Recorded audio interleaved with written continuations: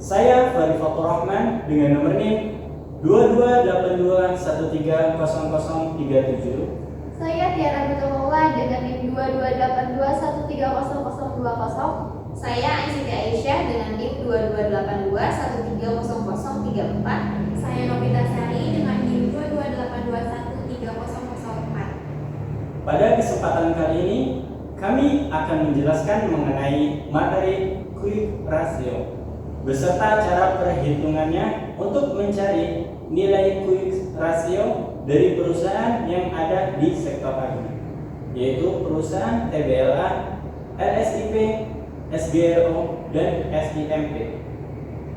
Quick ratio atau rasio cepat merupakan indikator posisi likuiditas jangka pendek suatu perusahaan dan mengukur kemampuan perusahaan untuk memenuhi kewajiban jangka pendeknya dengan aset paling likuidnya.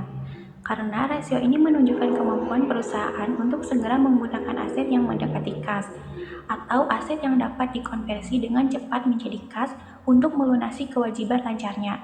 Rasio ini juga disebut rasio uji keasaman. Uji keasaman adalah istilah selang untuk uji cepat yang dirancang untuk menghasilkan hasil instan. Kemudian ada poin-poin utama dari quick ratio, yaitu yang pertama, rasio cepat mengukur kapasitas perusahaan untuk membayar kewajiban lancarnya tanpa perlu menjual inventarisnya atau memperoleh pembiayaan tambahan.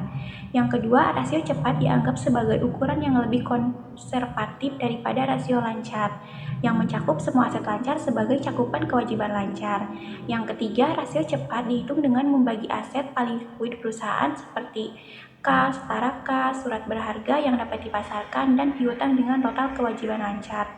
Yang keempat, aset lancar tertentu seperti prabayar dan persediaan dikecualikan, karena aset tersebut mungkin tidak mudah dikonversi menjadi uang tunai atau mungkin memerlukan diskon besar untuk dilikuidasi. Yang terakhir, semakin tinggi hasil rasio, semakin baik likuiditas dan kesehatan keuangan perusahaan. Semakin rendah rasionya, semakin besar kemungkinan perusahaan akan kesulitan membayar utang. Selanjutnya yaitu kelebihan quick ratio. Yang pertama yaitu mengetahui nilai aset likuiditas, yaitu bisa mengetahui nilai aset perusahaan yang likuid dengan cepat dan efisien. Yang kedua yaitu membantu stakeholder melakukan penilaian. Quick ratio dapat membantu pihak manajemen, investor, stakeholder, atau pemegang saham dan pemangku kepentingan lainnya untuk mendapatkan informasi yang akurat dalam penilaian posisi likuiditas entitas perusahaan. Yang ketiga yaitu mudah dipahami. Quick ratio sangat mudah dipahami sehingga dapat membantu pengguna rasio yang tidak memiliki keterampilan mendalam di bidang akuntansi dan keuangan untuk memahami rasio ini dengan mudah. Yang keempat yaitu bisa digunakan sebagai ukuran KPI. Quick ratio juga bisa digunakan sebagai Key Performance Indicator atau KPI dengan membandingkan aset lancar dan kewajiban lancar dan hasilnya dalam bentuk persentase. Artinya bisa dibandingkan dengan entitas atau kompetitor lain yang memiliki ukuran dan sifat berbeda. Selanjutnya yaitu ada kekurangan quick ratio. Kekurangan quick ratio yang pertama yaitu dapat menggunakan data keuangan fiktif. Informasi dan data yang didapatkan bisa saja dipengaruhi oleh pihak manajemen dan bisa saja berupa data fiktif apabila dikehendaki. Dan yang kedua yaitu hasilnya bisa saja tidak akurat. Karena quick ratio adalah rasio yang hanya mengukur apakah sebuah perusahaan bisa membayar kewajiban lancarnya dengan menggunakan aset lancarnya saat ini. Selanjutnya saya akan membahas mengenai rumus quick ratio. Nah, rumus dari quick ratio sendiri yaitu aktiva lancar dikurangi dengan persediaan lalu dibagi dengan hutang lancar. Nah, biasanya nilai quick ratio yang lebih tinggi dari 1 dianggap baik. Ini menunjukkan bahwa perusahaan memiliki aset yang cukup untuk membayar kewajiban jangka pendeknya tanpa mengandalkan persediaan yang kurang likuid. Beberapa ahli keuangan merekomendasikan nilai quick ratio antara 1,5 hingga 2 sebagai nilai yang ideal. Hal ini menunjukkan bahwa perusahaan memiliki cadangan likuid yang lebih besar untuk menanggapi situasi darurat atau penurunan tiba-tiba dalam arus kas. Quick ratio di bawah 1 dapat dianggap sebagai tanda bahaya karena menunjukkan bahwa perusahaan tidak memiliki aset likuid yang cukup untuk membayar kewajiban jangka pendeknya secara langsung. Hal ini dapat menyiratkan masalah likuiditas dan menimbulkan resiko gagal bayar. Namun perlu diingat bahwa nilai quick ratio yang dianggap baik atau buruk dapat bervariasi tergantung pada faktor-faktor spesifik seperti industri, siklus bisnis, dan karakteristik perusahaan itu sendiri. Selain itu, quick ratio harus selalu dianalisis bersama dengan rasio keuangan lainnya dan konteks bisnis yang lebih luas untuk mendapatkan pemahaman yang lebih baik tentang kesehatan keuangan suatu perusahaan. Selanjutnya yaitu penyebab quick ratio turun. Quick ratio yang turun dapat disebabkan oleh beberapa faktor. Yang pertama, penurunan kas atau likuiditas aset lancar lainnya. Jika jumlah kas atau likuiditas aset lancar dalam perusahaan menurun, maka quick ratio akan turun. Karena aset lancar yang paling likuid merupakan sumber utama untuk membayar kewajiban jangka pendek. Yang kedua, kenaikan kewajiban jangka pendek. Jika kewajiban jangka pendek atau utang lancar meningkat tanpa adanya peningkatan aset lancar yang likuid, maka quick ratio juga akan turun. Yang ketiga, penurunan piutang yang dapat diuangkan. Piutang yang dapat diuangkan merupakan aset lancar yang likuid. Namun, jika piutang tersebut menurun karena klien terlambat membayar atau bahkan tidak membayar, maka quick ratio bisa turun. Yang keempat, kerugian operasional dan pembelian aset tetap. Kerugian operasional dapat mengurangi kas atau aset likuid lainnya, sehingga quick ratio akan turun. Jika perusahaan membeli aset tetap seperti tanah atau bangunan, maka kas atau aset lancar yang likuid akan berkurang dan quick ratio akan menurun. Yang terakhir yaitu manfaat dari quick ratio itu sendiri.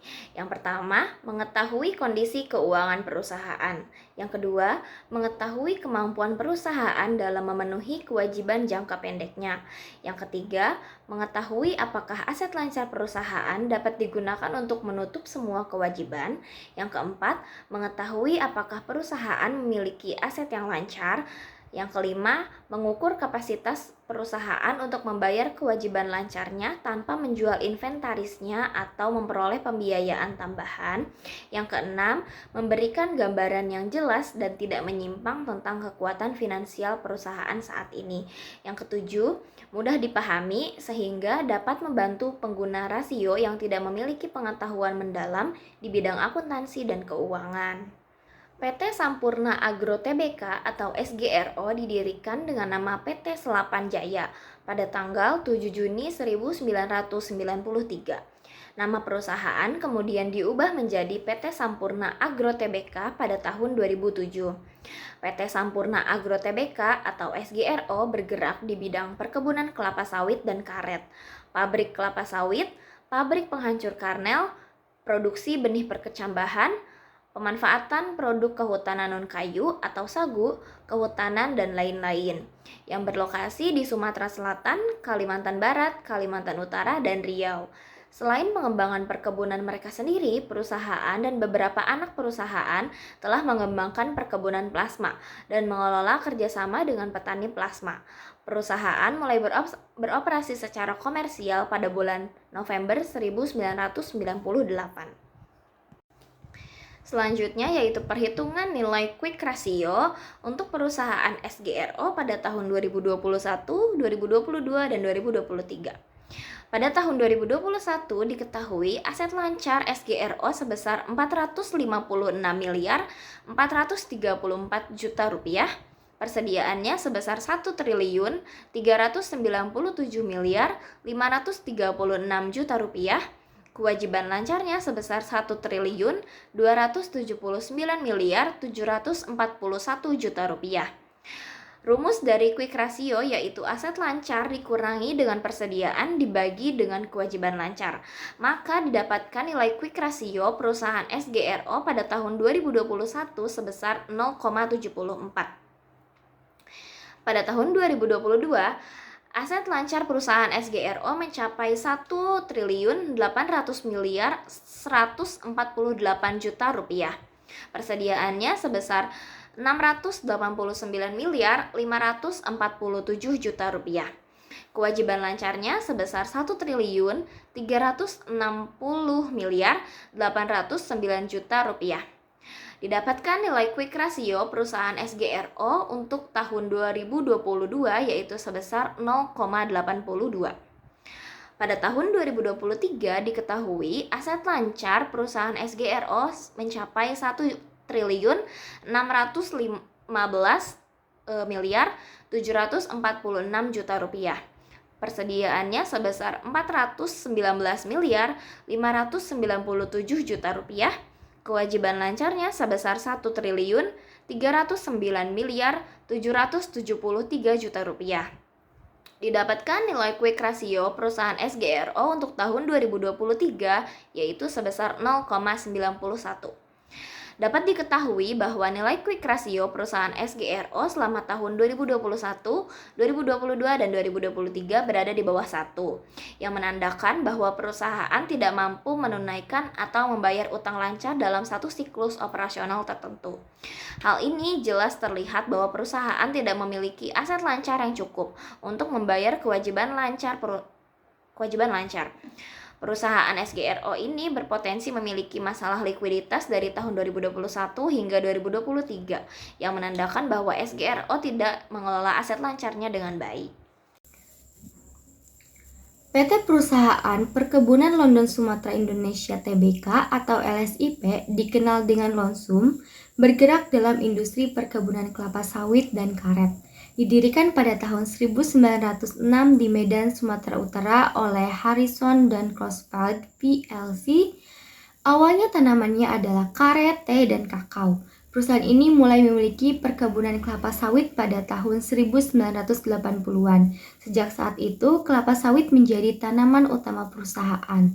Lonsum melakukan IPO pada Juli 1996, diakuisisi oleh PT Salim Ipomas Pratama Tbk pada tahun 2007 dan menjadi bagian dari Indofood Group.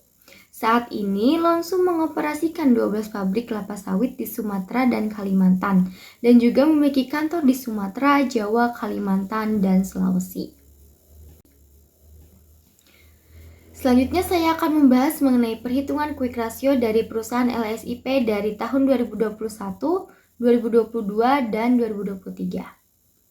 Di sini saya sudah menyiapkan data-data dari laporan keuangan untuk mencari nilai quick ratio dari perusahaan LSIP tahun 2021, 2022, dan 2023 yang terdiri dari total aset lancar, persediaan, dan kewajiban lancar. Perusahaan LSIP di tahun 2021 itu memiliki nilai aset lancar sebesar 4.307.772 juta, nilai persediaan sebesar 367.649 juta, nilai kewajiban lancar sebesar 696.556 juta. Untuk mencari nilai quick ratio, maka kita bisa hitung dari rumus aset lancar dikurangi dengan persediaan, lalu dibagi dengan kewajiban lancar, sehingga nilai quick ratio-nya yaitu 5,66. Lalu perusahaan LSIP di tahun 2022 itu memiliki nilai aset lancar sebesar 5.107.489 juta, nilai persediaan sebesar 652.810 juta, dan nilai kewajiban lancar sebesar 709.627 juta. Nah, untuk mencari nilai quick ratio, maka bisa kita hitung dari rumus aset lancar dikurangi dengan persediaan dibagi dengan kewajiban lancar, sehingga nilai quick ratio-nya yaitu sebesar 6,28. Lalu perusahaan LSIP di tahun 2023 itu memiliki nilai aset lancar sebesar 5.376.837 juta. Lalu nilai persediaan itu sebesar 431.429 juta, dan nilai kewajiban lancar itu sebesar 564.496 juta. Nah, untuk mencari nilai quick ratio, maka kita bisa hitung dari rumus aset lancar dikurangi dengan persediaan dibagi dengan kewajiban lancar, sehingga nilai quick ratio-nya yaitu sebesar 8,76. PT Tunas Baru Lampung Tbk atau TBLA merupakan produsen dan distributor produk pertanian, antara lain produk minyak goreng sawit, gula, dan sabun yang menggunakan asam lemak dari minyak sawit mentah. TBLA didirikan pada tahun 1973 sebagai anggota Sungai Budi Group. Produksi komersialnya dimulai pada awal tahun 1975, kemudian melakukan IPO pada bulan Februari tahun 2000. Selanjutnya di sini saya akan menghitung nilai quick ratio pada perusahaan TBLA tahun 2021, 2022, dan 2023. Rumus dari quick ratio yaitu aset lancar dikurangi persediaan dibagi kewajiban lancar. Pada tahun 2021, aset lancar sebesar Rp9.293.506.000.000. Persediaan sebesar Rp2.568.577.000.000. Kewajiban lancar sebesar Rp6.208.185.000.000. Sehingga didapat nilai quick ratio pada tahun 2021 sebesar 1,08. Pada tahun 2022, aset lancar sebesar Rp11.374.048.000.000. Persediaan sebesar Rp4.821.670.000.000. Kewajiban lancar sebesar Rp9.485.740.000.000. Sehingga didapat nilai quick ratio pada tahun 2022 sebesar 0,69. Dan pada tahun 2023, aset lancar sebesar Rp12.184.767.000.000. Persediaan sebesar Rp5.127.727.000.000. Kewajiban lancar sebesar Rp8.827.573.000.000. Sehingga didapat nilai quick ratio pada tahun 2023 sebesar 0,80. PT Salim E-Fomas Pratama Tbk atau SIMP adalah perusahaan dalam Indofood Sukses Makmur yang bergerak dalam bidang agribisnis, terutama dalam pengolahan kelapa sawit. SIMP didirikan pertama kali pada tanggal 12 Agustus tahun 1992 dengan nama PT E-Fomas Pratama dan mulai beroperasi pada tahun 1994. SIMP berlokasi di Tower lantai 11 Jalan Jenderal Sudirman, Kaf 76/78 Jakarta, Indonesia. SIMP merupakan salah satu grup agribisnis terbesar nasional dengan usaha yang terintegritas vertikal dari penelitian dan pengembangan, pemuliaan benih bibit, pembudidayaan dan pengolahan kelapa sawit hingga produksi serta pemasaran produk minyak goreng. Baik, selanjutnya yaitu perhitungan quick ratio perusahaan SIMP. Rumus dari perhitungan quick ratio yaitu aset lancar dikurangi persediaan dibagi kewajiban lancar. Pada tahun 2021, perusahaan SIMP memiliki aset lancar sebesar Rp9.527.236.000.000, persediaan sebesar Rp2.655.342.000.000, serta kewajiban lancar sebesar Rp9.159.909.000.000. Maka dihasilkan quick ratio pada tahun 2021 yaitu sebesar 0,75. Selanjutnya yaitu tahun 2022. Perusahaan SIMP memiliki aset lancar sebesar Rp4.296.674.000.000. Persediaan yaitu sebesar Rp3.268.036.000.000, serta kewajiban lancar yaitu sebesar Rp9.460.845.000.000. Maka dihasilkan quick ratio pada tahun 2022 yaitu 0,11. Selanjutnya yaitu tahun 2023. Aset lancar perusahaan SIMP memiliki Rp9.896.897.000.000.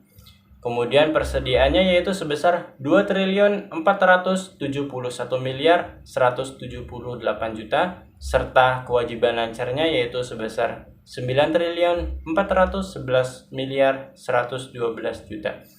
Maka dihasilkan quick rasio tahun 2023 yaitu sebesar 0,79.